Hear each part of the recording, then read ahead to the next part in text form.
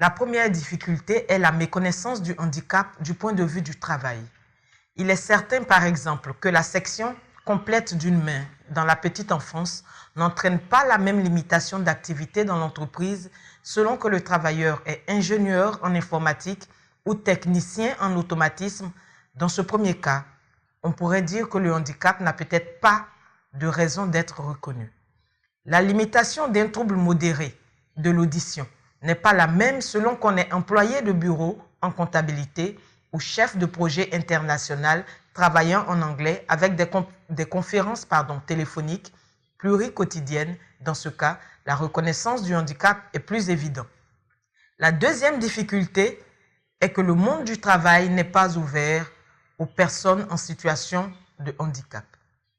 Les employeurs sont spontanément peu enclins à employer ces personnes. La plupart des autres n'ont pas de réelle volonté de progrès dans ce domaine. Les syndicats sont dans une situation très proche. Au mieux, ils négocient dans le cadre d'un accord d'entreprise. Le plus souvent, le sujet ne fait pas réellement partie de leurs préoccupations, sauf de façon ponctuelle, lorsque de gros problèmes de maintien dans l'emploi existent.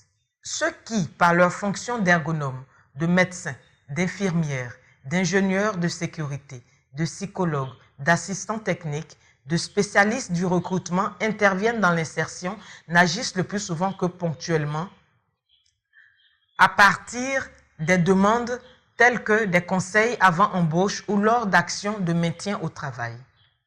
Dans mon expérience, la plus grande partie de celles et de ceux qui prennent des initiatives et qui se battent pour faire reculer cette exclusion sont des personnes qui ont côtoyé dans leur environnement des personnes handicapées et qui en ont été touchées dans leur être. C'est en fait la seule vraie ressource humaine que j'ai vue se mobiliser dans l'entreprise. Notre objectif aujourd'hui est de mobiliser d'autres ressources grâce aux différentes actions de sensibilisation. À bientôt.